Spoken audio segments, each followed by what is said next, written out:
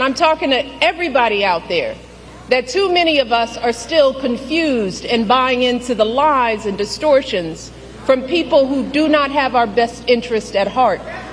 So I want to address some of these concerns head on. Because when you lay out the options, this choice isn't even close. But whether it's online or in the media or in our social circles, there are folks who say they're not sure about Kamala. Donald Trump anger and grievance has reached an all-time high, or I think a better way to put it is his anger and his attacks have reached a new rock bottom, because today in a speech in Georgia, Donald Trump completely lost control and an insane meltdown in which he started threatening Michelle Obama. Yes, this is the point where Donald Trump has gotten to. His attacks were disgusting. They were disgraceful, and they showed that Donald Trump is completely coming apart in the final days of this campaign. It was an absolute meltdown, and we are going to get into all of it. But before we do, if I could quickly ask you to leave a like on this video, and if you enjoy our channel and want to support it, you can hit that subscribe button. It goes a long way, and it really means the world to me. Now let's get into some of the beginning of this meltdown before we see Donald Trump fully lose it with his threats against Special Obama. From Kamala and her campaign is that everyone who isn't voting for her is a Nazi. We're Nazis. You know, years ago, my father, I had a great father, he's a tough guy. He used to always say, never use the word Nazi, never use that word. And he'd say, never use the word Hitler, don't use that word. It's like, I didn't even know why, don't use that word. And then I understood it. And yet they use that word freely, both words. They use it, he's Hitler. And then they say, he's a Nazi. I'm not a Nazi. I'm the opposite of a Nazi. I don't know. If you have to say that you are the opposite of a Nazi, what does that say about you? If you have to deny that accusation, which is very clearly pretty evident of Donald Trump and his fascistic tendencies, then where does that leave you? This is the closing message of Donald Trump's campaign at this point. VP Harris is joy in moving forward with policies. And Donald Trump says denying that he's a Nazi while going through his enemy list, which, of course, we are going to get to in a bit. But the top of that list right now, of course, is VP Harris. And Donald Trump was really upset with her in this rally. And we see that right here. You're going to say, please say it, sir. I say, I will. Kamala, you're fired. Get out of here. Get out of here.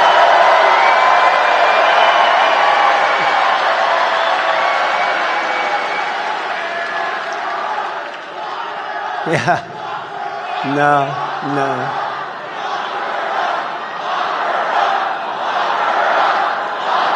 What crime is it that Donald Trump wants to lock up VP Harris for what? Where are we? We are at the point again where the crime that VP Harris has committed to Donald Trump and Tawaga is being his political opponent, not his political enemy. We don't need to use that charged language, being his opponent in a free and fair election in our democracy. That is the crime that Donald Trump thinks Harris is committed. And that is the mindset that he would have in the Oval Office, and that should absolutely terrify us. And that mindset, Donald Trump's cognitive decline as well, is exactly what Michelle Obama slammed him for this weekend. And so before we get into what Trump had to say about her, and it will shock you, I think we need to hear what Michelle Obama accurately said about Donald Trump. And I'm talking to everybody out there, that too many of us are still confused and buying into the lies and distortions from people who do not have our best interest at heart. So I want to address some of these concerns head on. Because when you lay out the options, this choice isn't even close. But whether it's online or in the media or in our social circles, there are folks who say they're not sure about Kamala. They accuse her of not providing enough policy detail. Some wonder, do we really know her?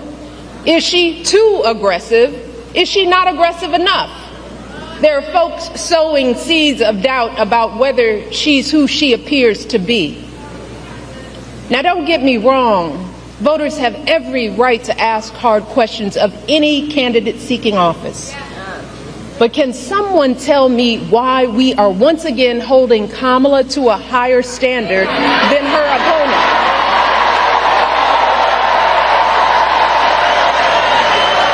We expect her to be intelligent and articulate, to have a clear set of policies, to never show too much anger, to prove time and time again that she belongs. But for Trump, we expect nothing at all. No understanding of policy, no ability to put together a coherent argument, no honesty, no decency, no morals.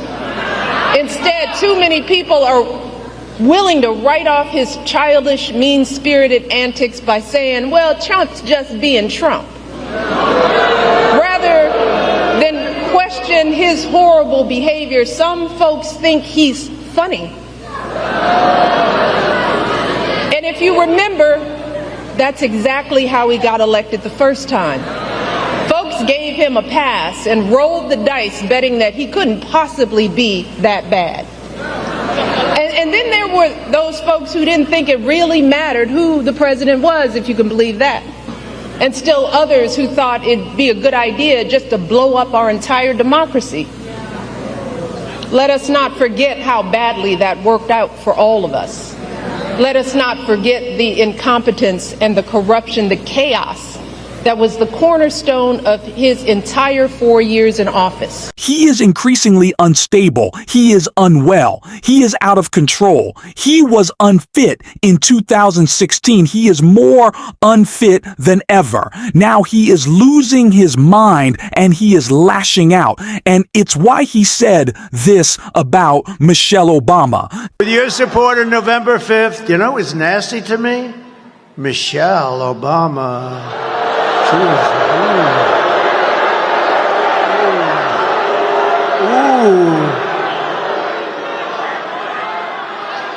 I always tried to be so nice and respectful. Oh, she opened up a little bit of a box. She opened up a little bit of something. Oh, she was nasty. Ooh. Shouldn't be that way. That was a big mistake that she made. First of Paul, it would have been too far to just say that she's nasty as Donald Trump did. But the insinuation that comes along with Donald Trump saying that she made a big mistake, that she opened up a box in him, considering what Donald Trump has done to those who he considers his enemies and what he is planning to do, as he has already said, sending the military, the National Guard, locking up and attacking, deporting, who he considers the enemy from within, that is a clear threat to from Donald Trump, that is an attempt to intimidate, and it should not be taken lightly, especially after what he said right here. They said, lock her up, lock her up, lock her up. They screamed, I'd say, easy, easy, we won, we're going to have unity. I could have locked her up, but I didn't want to lock her up. She's the wife of the President of the United States previously, and she was Secretary of State. I said, that would be so terrible for our country. And then they try and do it to me. Isn't it terrible? It was not your decision to not lock up Hillary Clinton. She didn't commit crimes unlike you, Donald. That's the reason. But this will not be the case.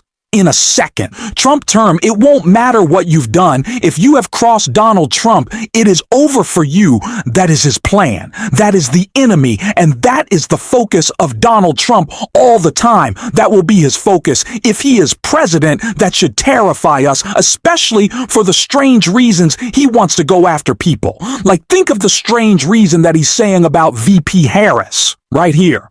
You know, she's not a nice person. Does anybody know that she is not a nice person? In case you had any ideas. Did you see she used the F word the other day? She thought she was talking without a camera on. She used the F word. Did you see that? Oh, it's terrible. If that ever happened to me, it would have been front page headlines. Oh boy. No, they got her using the wrong word, camera. She should be admonished for doing that, don't you agree? Donald Trump has constantly and consistently used foul language and obscenities to describe VP Harris. So I think letting an F-bomb live once in a while shouldn't necessarily be an impeachable offense. I don't know what's wrong with him. He doesn't know what he's saying. Maybe there were some problems with his teleprompter. Speaking of teleprompter, listen to what he had to say here. And isn't it great to have a guy that doesn't need to look at a teleprompter at all, right?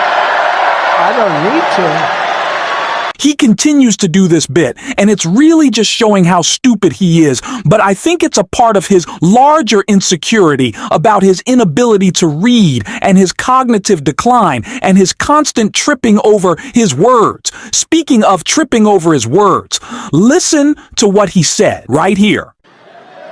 But we're close to World War II because we have people in the White House that World War III.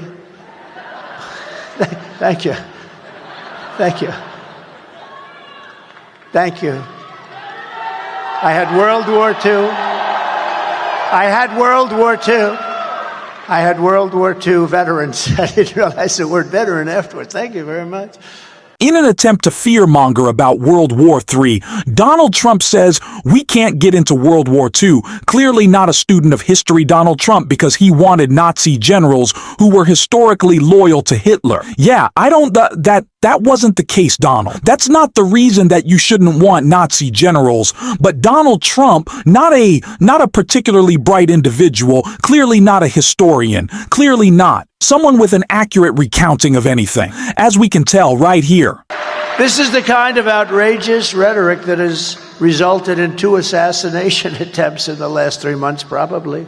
I could say that that's probably right. So it was Democrats who got the 2 Republicans to try to come after you. No, I think it was 2 disturbed individuals who had access to weapons that they shouldn't have because of Republican policies. Because again, Republicans will always put their financial gain, their political gain, helping out their donors, helping out their friends above the lives of Americans. That's what their movement is all about. That's what Donald Trump is all about. And that's what we have to call out every single day, and we're going to on this show. And if you want to support that, as always, you can hit that subscribe button, you can leave a like on this video, and if you're stuck around at the end, you can drop a blue heart in the comments. And until next time, I'll see you soon.